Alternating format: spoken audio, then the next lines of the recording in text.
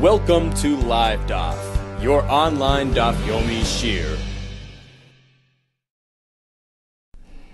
Shalom Aleichem, welcome back to today's Daf Yomi, which is Rosh HaShanna Tasayin. We begin at the Mishnah right on top. Ba'arba'a parakim ha'olam nidain. 4 times throughout the year, there's a din, a judgment in Shamayim pertaining to various aspects of this world. But Pesach al Tvua, on the Yom Tov of Pesach, there's a din directed at Tvua. How successful will the coming year's Tvua crops be? Batzeres al Peres Ilan, on Shavuos, there's a din directed at the fruit trees.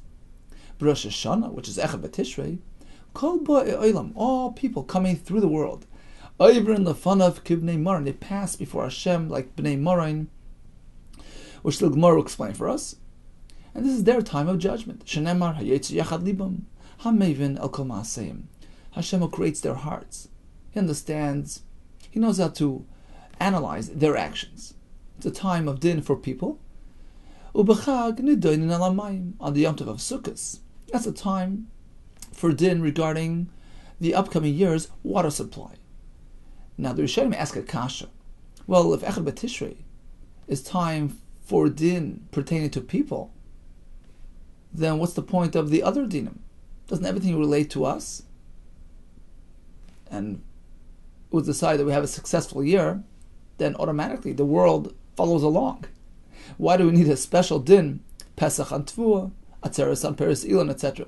Say the Rishonim, there are 2 different aspects to din. The personal aspect, that's Rosh HaShanna, Echad B'Tishrei.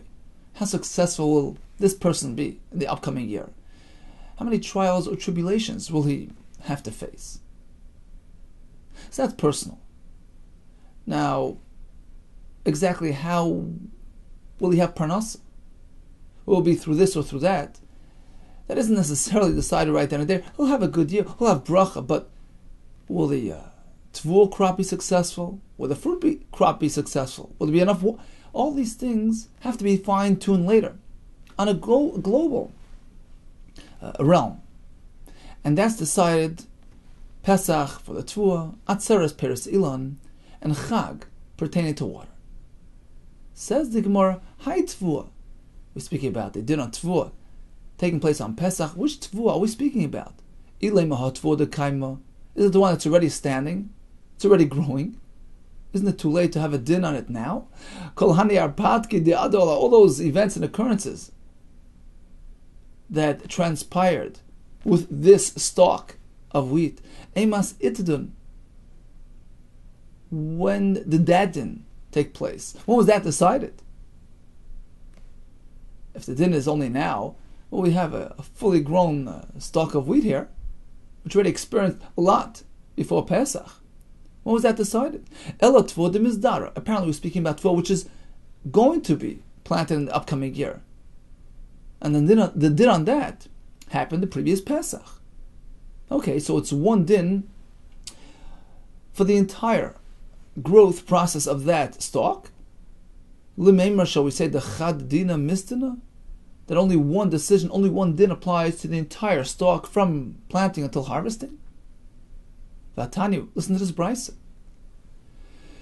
Tvua she'ira ba kriya ya'inis, a stalk of wheat, stalk of grain, which experienced kriya is some sort of natural happening, a man-made happening.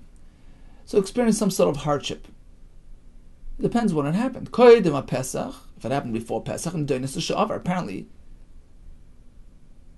that din, that judgment, is a result of last year's Pesach. La'achar Pesach, if this mishap occurred after Pesach, Doinis La'abo, apparently the decision was made during the most recent Pesach. So we see in one stalk of grain, we could have a choice of two dinim. Before Pesach, that relates to last year, and after Pesach relates to this year.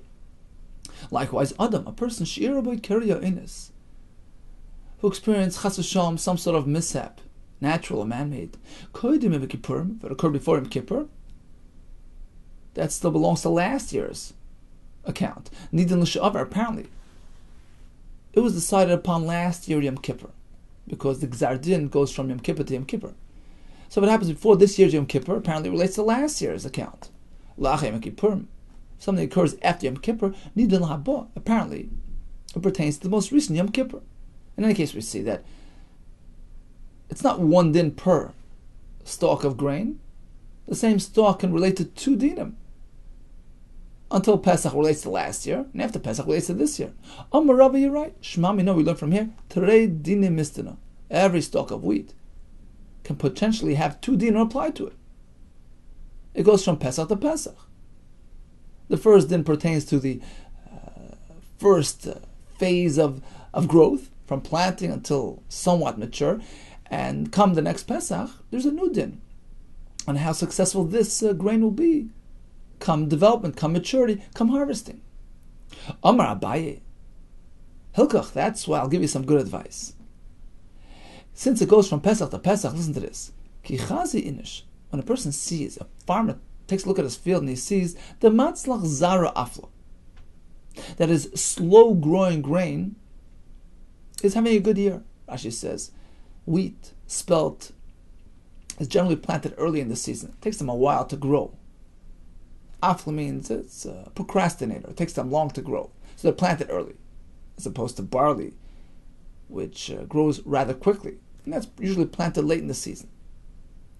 So he checks his field and he sees the matzlach, zara afla, his slow-growing grain, meaning his wheat, spelt, which was planted early, is growing very well. He's having a good year. Apparently he had a good Pesach. Hurry up. Ligdim v'lizra charfa. Should quickly plant the quick-growing grain, the barley, before Pesach. Because if it's a good year, he's on a roll. Just chaparine, the adamati l'medaini, because by the time Pesach comes along and the din starts anew, Kadim Salak, his barley will have grown a great degree. And Rashi says, once that happens, it takes a lot, so to speak, for Shamayim to decide to ruin that grain, which is already partially developed and mature. So, tap into the success of this year and start the second crop quickly enough to take advantage. In any case, we're in the Mishnah that there are 4 prakim, 4 periods throughout the year where there's a din: Pesach, Shavuos, Rosh HaShanna, and Sukkot. Says the Gemara, who is the author of our Mishnah? Mani mas nissen, loy Rabbi Meir, v'loy Rabbi Yehuda, v'loy Rabbi Yossi, v'loy Rabbi Nassan. It doesn't work with any Tana, the Sanya. Hakoil nidoinim Rosh HaShanna. Everything in the world gets its initial din in Rosh HaShanna. Ugzar din shlehem nechtam b'Yom Kippurim, and the final decision is rendered on Yom Kippur. Divrei Rabbi Meir. That certainly doesn't work with our Mishnah, which doesn't even mention anything about Yom Kippur. So that's out. Rabbi Yehuda Omer, hakoil nidoinim Rosh HaShanna. Everything gets its din on Rosh HaShanna. Ugzar din shlehem, regarding the final rendition of that verdict, nechtam kol echad v'echad b'zmani. Everything has its own unique time for the gzar din, for the conclusion. Pesach al tvua, b'atzeres al peres ilan, b'chag nedon al amayim. To quote Rabbi Yehuda, the initial phase of din takes place in Rosh Hashanah for all of creation. Regarding the conclusion of the din, Pesach does the tvua, Shavuos the fruit, Sukkot water, v'adam. What about a person? Nidim Rosh Hashanah. His initial din takes place in Rosh Hashanah. Ugzar din sheloi nechtam Yom Kippurim. Conclusion of the din is Yom Kippur. Now it doesn't need to work with our Mishnah. Why? Because Rabbi Yehuda maintains Hakol nidanim Rosh Hashanah. Everything starts with Rosh Hashanah. In our Mishnah we have no mention of that at all when it comes to grain, and fruit, and water. Next option, Rabbi Yossi Omer, Adam nidim chol yom. A person is judged on a daily basis. Hashem analyzes and evaluates his actions and sees where he's holding. It's a daily din. Shenemar v'tifkedenu lepkarim. Every morning, Hashem analyzes the person. That certainly doesn't work with our Mishnah. Rabbi Nassan Omer, Adam nidim chol shah. It's a minute-by-minute judgment. Shenemar l'rugaim tivchanenu. You test him, you evaluate him minute by minute. Of course, that's also not like our Mishnah. So we're out. We're out of options. Perhaps you say, you know what, our mission is following Rabbi Yehuda, who holds that Hakoil Nidonim Rosh HaShanna. Rosh HaShanna is the first phase of din for everything. And when it comes to Gzar Din, Pesach does the Tfuah, etc., etc. V'chig Tani Mastis, and Gzar Din, perhaps our mission is referring to the final phase of judgment. Pesach does Tfuah, Atzeres does fruit, etc. We have one kasha, Yahachi Kasha Adam. What about Adam? Which according to Rabbi Yehuda gets his Gzar Din on Yom Kippur. In our Mishnah we have no mention of that at all. So who's the Tana of our Mishnah? Amar Rava, I found a Tana, a fifth Tana. Hi Tana Dvei Rabbi Shmueli. The Tana Dvei Rabbi Shmuel. Ba'ava Prokam Olam Nidin. 4 times a year there's a din regarding the success of various aspects in the world. B'Pesach la Tvua, B'Atzeres al Peres Ilan, B'Chag Nedoin al Hamayim. So far so good. V'Adam, he's different. He has 2 parts to his din. Hashem wants to give him a chance to do tshuva, to turn back. V'Adam Nidim Rosh HaShanna. Initial din is Rosh HaShanna. Ugzar din shaloi nechtem Kippurim. Final conclusion is Yom Kippur. Only the person gets that chance. It's a 2-stage process to give him a chance to do tshuva. When it comes to other things, physical phenomena, crops, fruit, water, it's a one-shot din. Pesach on tfuah, Atzeres on fruit, Chag on water. V'chig tani masnisna atchilas din.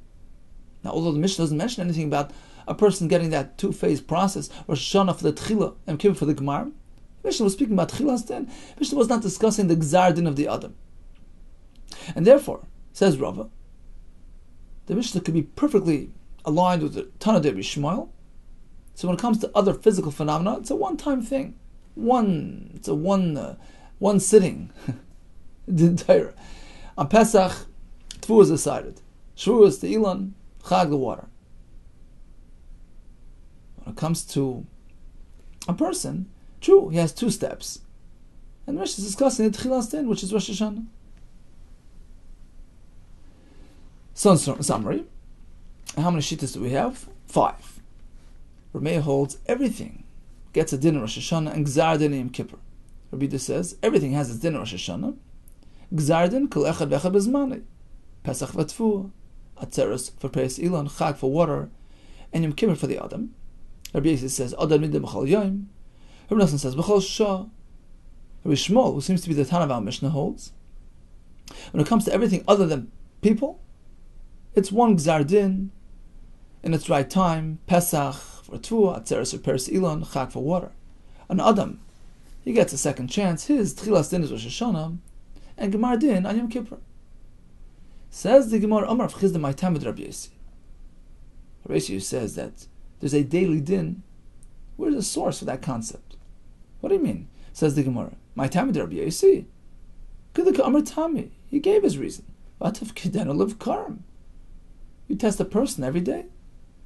Anan hochika amrinan. No, we meant to ask as follows. Why did he prefer his approach over Rabbi Nosson? My time with Rabbi Nosson, who brought his right that it's a minute-by-minute affair because of l'rugoyim tivchanenu. Why didn't he prefer that? The answer must be because Rabbi Yossi held you can't bring a right from there. L'rugoyim tivchanenu. Bechina. The word bechina is just a unit be'almahi. Just checking in, analyzing, focusing, paying attention. Doesn't necessarily represent a din. If that's the case, then Rabbi Yossi's pasuk as well is problematic. Pekida nami yunibami. True, it says vativ kidenu lebkarim. What does pekida mean? Perhaps it just means pekida. Tapping in, checking in, focusing, paying attention. Doesn't necessarily denote a din. So why did he prefer his pasuk over Rabbi Nosson? Elam Rav Chizda, I'll bring you another raya. Time of Rabbi Yossi Mahacha. The Ikar raya of Rabbi Yossi was from the following pasuk, but we find there's a daily mishpat, lasis mishpat, Abdoi. Shlomo HaMelech is speaking to Hashem. You're going to do the mishpat of your Eved, referring to himself. Mishpat Am Yisrael, followed by the mishpat of Yisrael. Dvar yom b'yom. It's a daily affair. This was the basis for Rabbi Yossi's raya.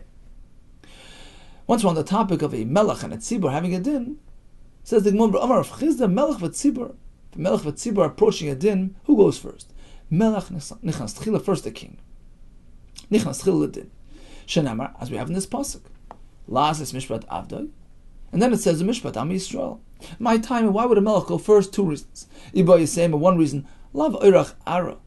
L'mesav malka avroi. It's not appropriate for the king to have to sit outside in the waiting room. So therefore he goes first. Iba Yisema, another answer.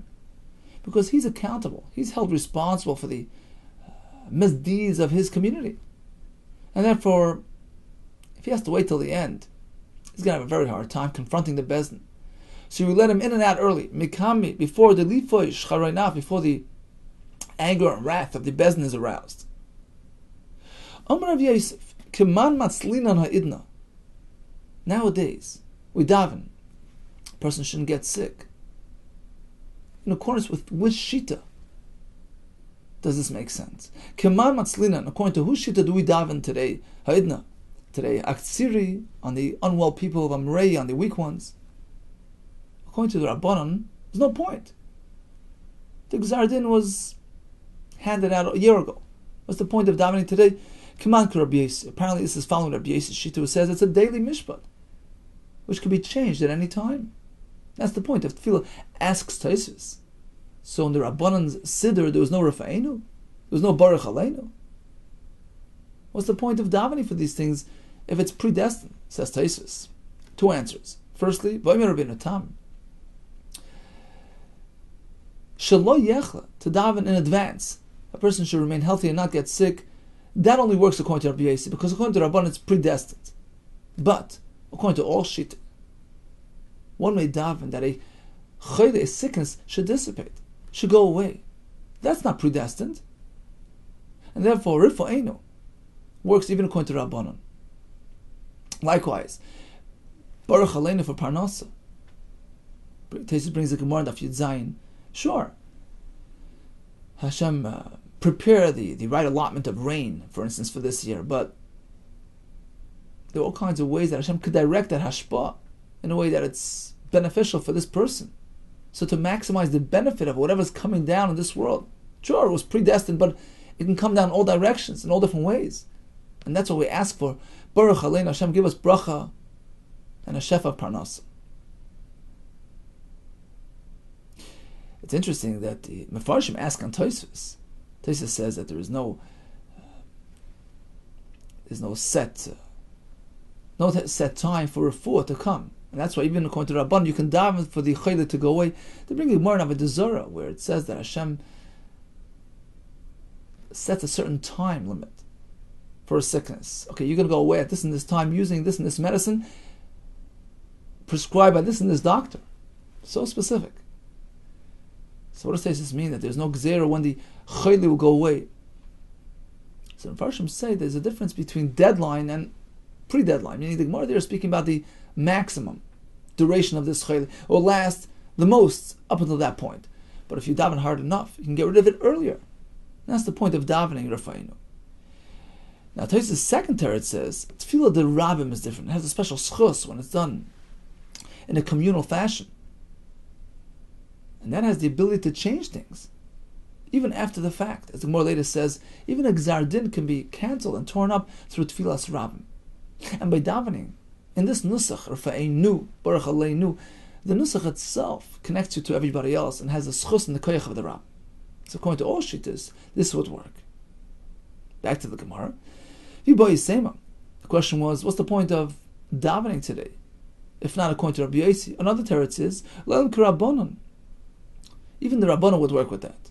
Rabbi Yitzchak, Adam, crying out to Hashem is beneficial for a person. Ben koydem gzardin, ben lacha gzardin, whether before or after a final verdict was issued, tza'ak, crying out to Hashem with the whole heart, can affect that as well. So that's the point of davening, even after Gemar Din. Now, Mishnah mentioned 4 prakim of din. What's the significance of these 4 prakim? Perhaps one may ask, what's the point of spreading out the din, connecting it to these 4 prakim? The Gemara will explain for us. Hashem gives us the opportunity throughout all these Yamim Tovim to enhance on that year's crop, to bring about bracha v'atzlacha through the karbanos that we do in these respective times. Tanya Rabbi Yehuda Mishum Rekiva. Why did the Torah instruct us to bring a carbon omer on Yom Tov Pesach? It's for our good, for our benefit. That's the time when the tefillah grows. Therefore Hashem says to us, bring before me a carbon omer on Pesach, which will bring a bracha to the tefillah out in the fields. Next, why did the Torah instruct us to bring shtei alechem made of wheat on Shavuos? To bring about a bracha as well. That's the time when the fruit starts growing. Bring the shtei alechem, which will generate a bracha amongst the fruit trees. What's the connection between wheat and fruit trees? Says Rashi 8 lines on the bottom. Shtei alechem, yiratzu al peres ilan.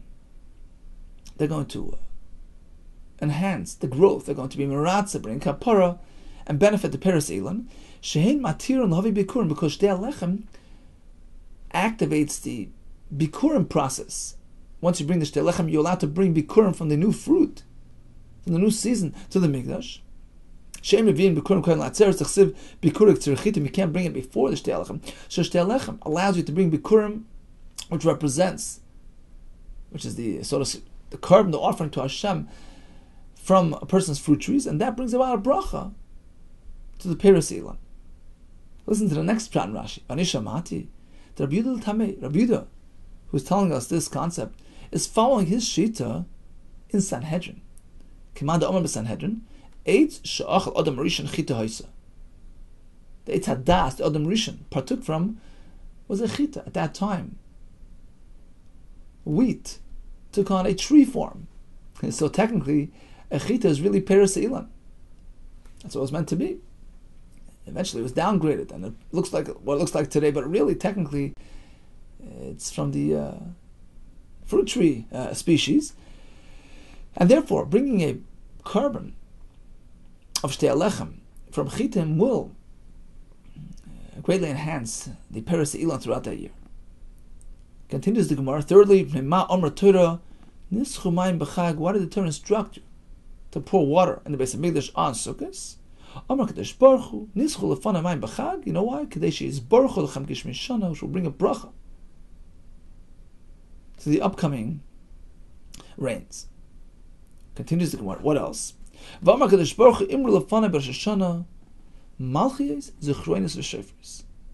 Hashem tells us to recite psukim which make reference to Hashem's malchus, how we connect Hashem's kingdom, zichroinus, to bring about our zikaron l'teva before Hashem, to show that we're really committed to Hashem.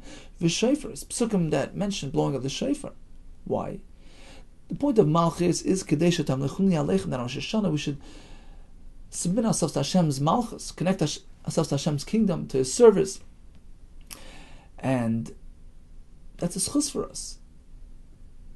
Zichroinus is kadeshiyala zichronechem l'fanei l'teva.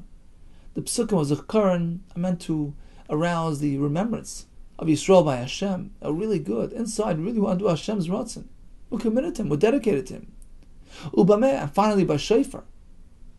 We mentioned the psukim describing Tkiyah shofar, which is something done in the royal processions. It's a king thing to do. It's a royal thing to do. So mentioning shofar again highlights the point that we're part of Hashem's malchus.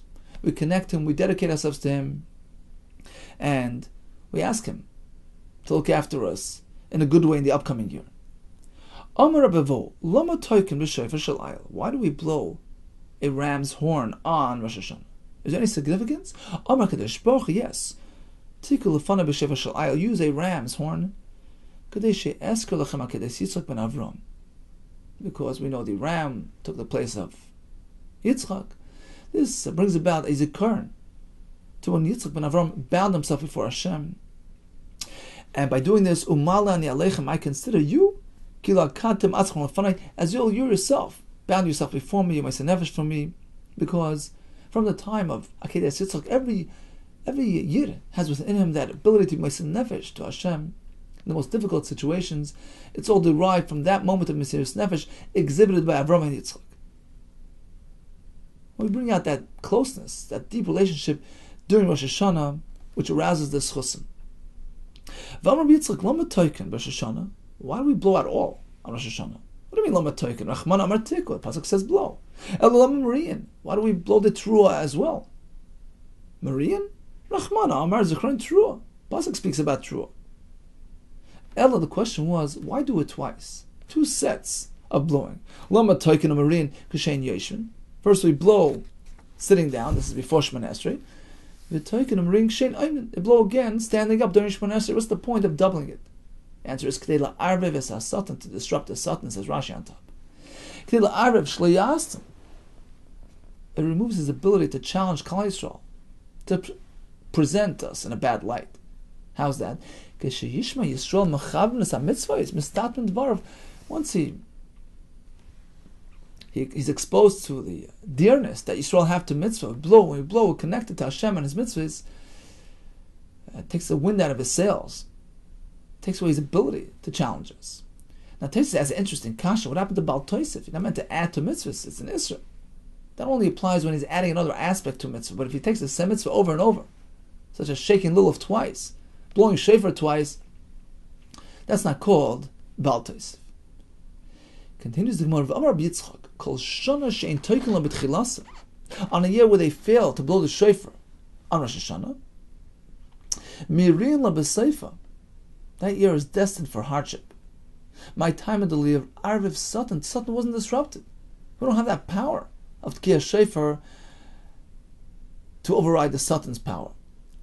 Now Tosfos points out, of course, this doesn't mean if they refrained from blowing because it was Shabbos. It just means if they didn't blow for some other reason, there was an oinus of some reason that they didn't blow, it's an indication of some sort that they weren't deserving of this chus, and they have to take extra care to protect from the Satan. Continues the Gemara. V'amar Yitzchak kol shana she'rasha b'tchilasa, a year in which Klal Yisrael present themselves as Rashin. Rashi says they're poor, they daven with tachnunim, beseech Hashem with tefillah. Misar she'eres b'seifa, that year is destined for success. Shenemar merishis hashana, the pasuk continues, Vad achris shana. The word merishis is missing an aleph. Mirashis can be read mirashis, which denotes poorness. So if there's rush in the beginning of the year, we daven wholeheartedly. That generates chusim and bracha. V'ad achris, the pasuk continues, Mereish shana v'ad achris, which means sofa sheish la'achris. This year is destined eventually for success. Tosfos seems to learn a bit differently. Shana she'rasha b'tchilasa means if the beginning of a year presents with difficulties, it's a tough time. So Klal Yisrael's hearts are broken, nishbar, and they arouse rachmanis from Hashem, which brings about a successful year. Continues the Gemara. V'amar Yitzchak, and doninus adam elfi masav shel eish hasha. You meant to know that Hashem only judges a person according to what he is at that moment, irrelevant of his future. Hashem knows what a person is going to do. Doesn't matter. Right now he's good. He gets a good year. Shenamar kisham alakim es kol anar ba'asher Hashem. The Malach responded with a message from Hashem to Hagar. Don't worry about the child Yishmael. Hashem listened to him. Hashem is going to respond to him. And he added the words ba'asher Rosham. Rashi brings a medrash where the Ishmaelim were achzorim on Klal Yisrael.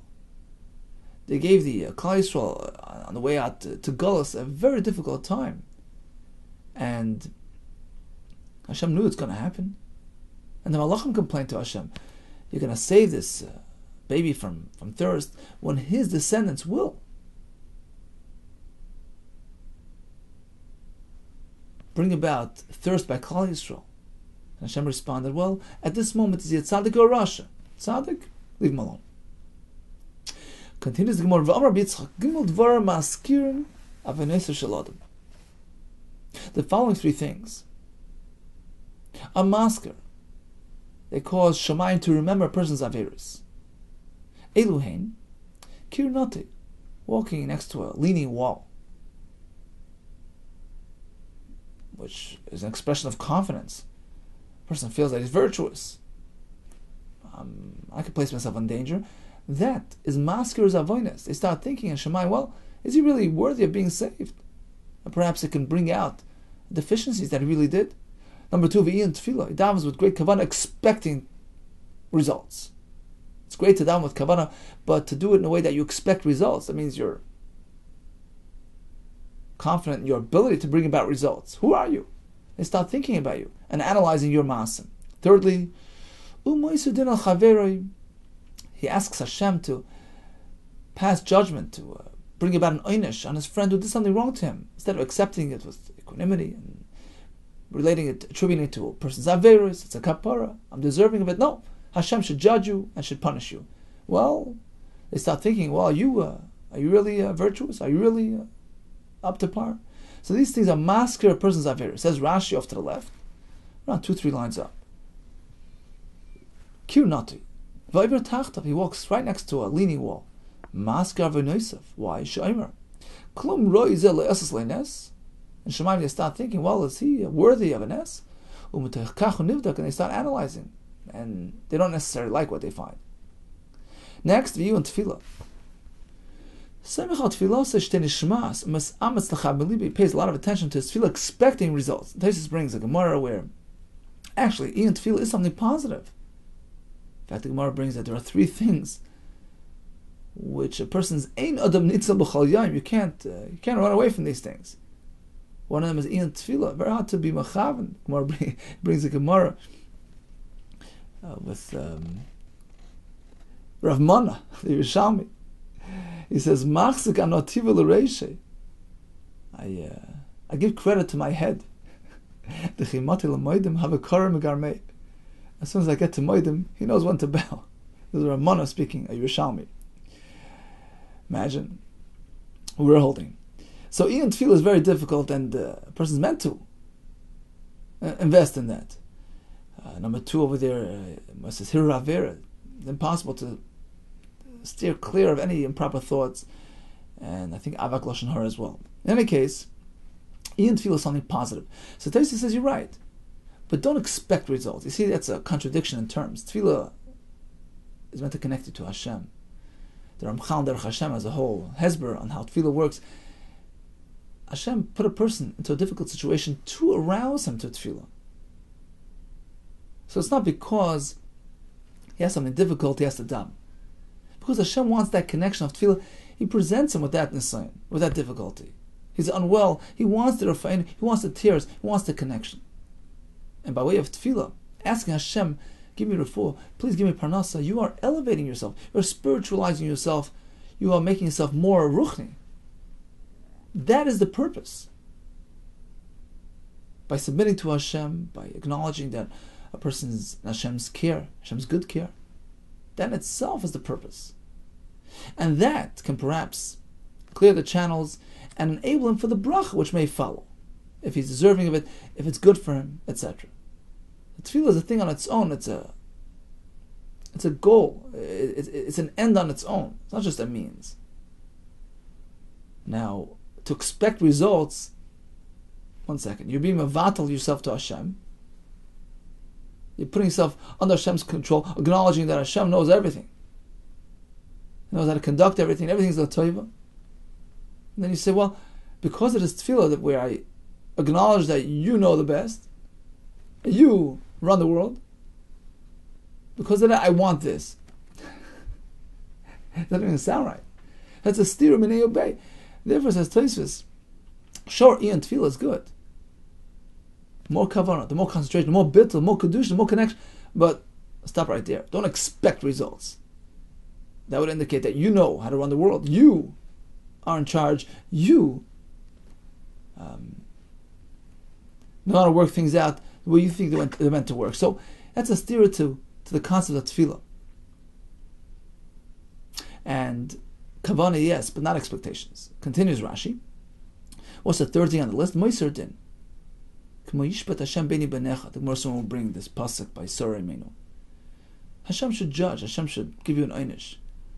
And as a result, they say, is he virtuous enough? Is he roy? Somebody else should get an einish because of you. And that's maskers averis. Says the Gemara, the Amar of Abin, in fact, if a person does that, person passes the din to Shemayim on his friend, he himself can be punished first, because he's the first one they look at. Are you roi for that? How do we know this? This was when Hagar became expectant, and Sarai turned to Avram. He says, the chamas, the wrongdoing that's being done to me, Alecha, is you're guilty, you're responsible. And the pasuk continues, Yishput Hashem b'nei b'necha, Hashem should judge. Hashem should give you an einish. What happened? Who died first? Sarai Meinu died first. Uksiv Vayave Avram, it's an extra word, Avram, to tell you, perhaps he should have lived long, she should have lived longer, but no. He ended up coming, Lispud L'Sara L'Vkoisa, apparently she was nenesh as a result. There are four things which have the ability to tear up a bad verdict issued in Shemayim.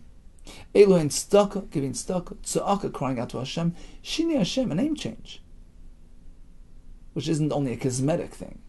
The Farshim say, as a result, a person feels like a new person. It changes his whole attitude, it brings him to tshuva. V'shini maasa, a change of lifestyle, not just tshuva, total change of lifestyle. Instead of averis, he's busy with mitzvahs. These things have the ability to be mekareh gzardin. How do we know? Tzedakah, d'chsev, tzedakah tatzma mavis, save a person from death, which was nigzar on him. Tzedakah, crying out to Hashem, d'chsev, vayitzakol Hashem batzar lehem, umimtzu koseim yitziyim. They cry out to Hashem, time of hardship, and Hashem salvaged them. Shini Hashem, how do we know that has an effect? Hashem tells Avram, change your name from Sarai to Sarah. So we'll give her a new account. And from then on, she'll be Zechet to children. So a new name, a new entity. What about Shini Mas? This was by Ninveh. Hashem saw their change of Maasim. They adopted a new lifestyle. He no longer applied the gzera which he had in mind for them. Some add another item, change of place of residence, which also brings a person to achna, to tshuva. The insecurity associated with changing the makom of dira brings about a change of attitude and a fresh new look at life. Leave your land, go to Eretz Yisrael. What does it say afterwards? It says, over there you'll be zeich to become a great nation. So we see a shini makom has a change on the person. Why didn't the Tanakama put this on the list? Shini makom. He held there was no riot from there. Where did he go to? Eretz Yisrael.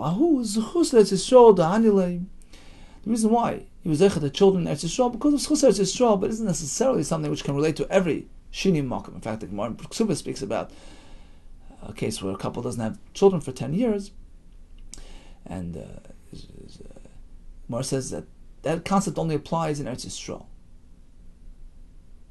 because of the schus Eretz Yisrael. So an out of Eretz Yisrael isn't necessarily a raya.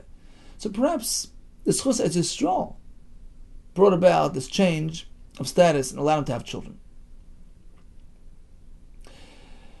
V'amar Bitzlak, another statement from the same Amor. Chayiv Odom lahagbel pnei rabbi b'regel. In advance of, on Yom Tov, a person has a chiv to visit his Rebbe, Shenemar. This was the pasuk by the Shunamis, where her husband says, where are you going? To Elisha, why are you visiting him today? Madua talechas elev hayoyim, lo chodesh, lo Shabbos. It's not a special occasion. Why are you going to visit the Rebbe? Mechlal, apparently, the b'chodesh v'Shabbos yibodel l'mezel. On chodesh and Shabbos, it is appropriate to go visit the Rebbe. So chodesh and Shabbos are mentioned here.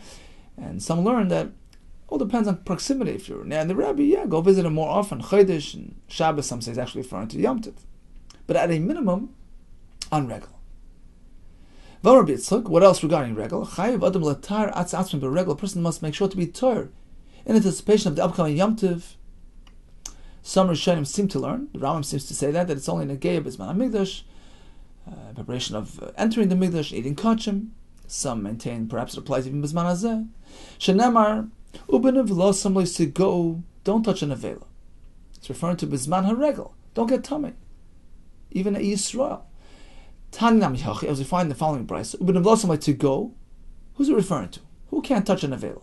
Yachal Yehu Yisrael Mushar Namagan Avela. Perhaps Pasuk is telling a Yisrael to be careful, to refrain from touching an Avela. That can't be. Talmud Loima, we have a pasuk which says this is uniquely Kohanim territory. Emar ala Kohanim b'nei Aaron, don't touch a mace.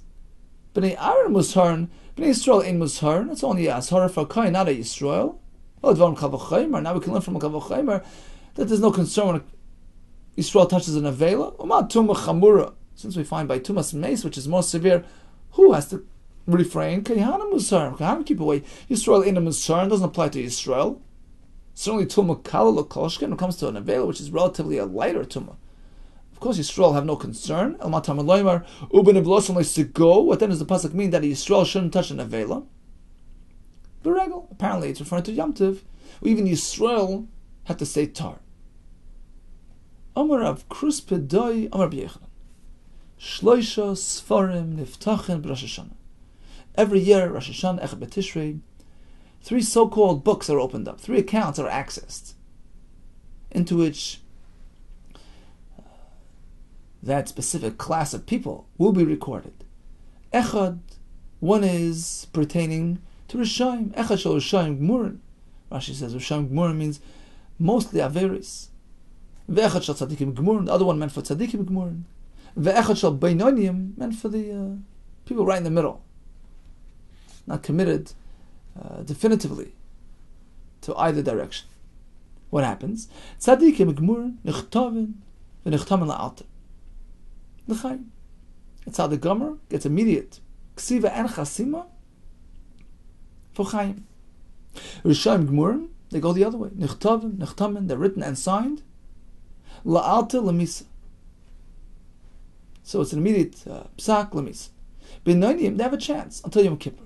Tuluyim v'ayim, they're pending. Rosh HaShanna v'adei Kippurim, Hashem is awaiting their return. Zachu, if they're zeichet to do tshuva, they can turn things around. Nichtav and l'chaim, they're recorded for life. Lo yizacha, but otherwise nichtav and l'misa, they're nichtav l'misa. Now takes as a kasha. He says we find that sometimes it can seem that a tzaddik will experience great hardship throughout the next year, even misa perhaps, due to some averos that he did, as opposed to a Rasha might enjoy success in Elam Hazeh. And he brings the Gemara in Kedushin. The reason is because a tzaddik who even has one avera, Hashem really gives it weight. Hashem wants to cleanse him of that avera, give him the opportunity to come up to Elam Haba clean. And therefore, he might experience sorrow in this world and die throughout the year, as opposed to a Rasha where Hashem wants to give him schar for his averas and he might enjoy success. So what does the Gemara mean? A tzaddik lives, a Rasha dies. So he says a chiddush in the pshat in the Gemara doesn't mean for Elam Hazeh. It means that a tzaddik has chaim la'olam haba.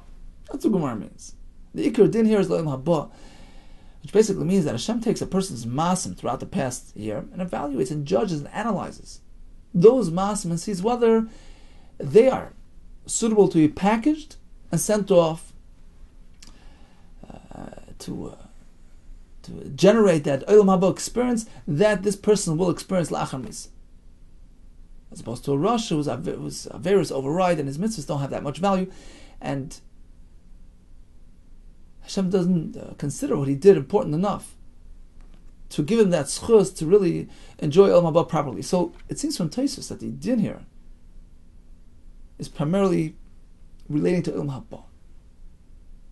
A tzaddik will have Chaim Olam Haba, a Rasha the other way, and a Beinani will give him a chance to fix himself up, turn around, and to elevate his masim, to do tshuva, take away the averos, to purify what he did, to make them pure and clean, and more spiritual. By the time Yom Kippur comes, those masim that he did are now packaged and sent off, that he can experience them in the future in Gan Eden El Haba. Chiddush Mahalach of Taisus. So we speak about 3 accounts, 3 Sfarim. Amar Abin, Ma'ikra, where do we find these 3 Sfarim? In a pasuk. David HaMelech davened, Hashem should obliterate his enemies. Yimochu Mesefer Chaim, they should be wiped away from the Sefer of Chaim. V'im tzadikim al yikos sefer. What's the duplication? Says the Gemara, Yimochu Mesefer. It's a Sifran Shel Rishayim. Gemara. They shouldn't even be recorded in the Sefer of Rishayim. That also denotes existence. Even there, don't have them. The word Chaim is Sifran Shel Tzadikim, referring to the Sefer of Tzadikim. It shouldn't be there, for sure. Don't even record them next to people who can become tzaddikim. So Sifra Shel Beinonim, those hovering people, don't put them there either. I'll find you a pasuk which represents all 3 Sfarim. Moshe asked Hashem, be Moichel, Klal Yisrael for the Egel. But otherwise, erase me, wipe me off the Sefer. Why the duplication? He's referring to all 3 accounts. Mechenina, the Sifran Shel Rishayim. Mesifrecha, the Sifran Shel Tzadikim. Masha Kasafta, the Sifran Shel Beinonim. So we see that there are 3 different types of Sfar. Okay, let's do a quick Chazara. Mishnah spoke about various points throughout the year where there is a din pertaining to certain aspects of the global experience. Pesach connects to Tvua, which is the time where the Tvua ripens and is almost ready for harvesting. Batzeres, that's time for Peres Ilan.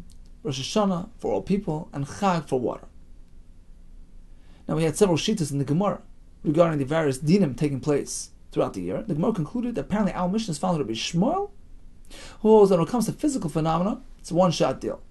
There's one din, Pesach on Tvua, etc., etc. When it comes to a person, Hashem gives him a chance to turn things around, as we learn in the base, for the Beinani to rectify his ways and come to Yom Kippur deserving of a good year.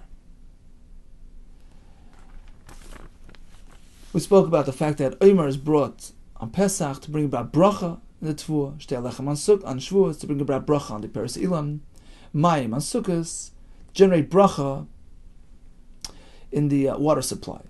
We mentioned the Psukkah of Malchus, the Chonis and Shefres, to arouse Zchus, connect to Hashem's Malchus, bring about Zikaron L'Tova. The Shofar represents Malchus, which we accept upon ourselves by connecting to Hashem wholeheartedly.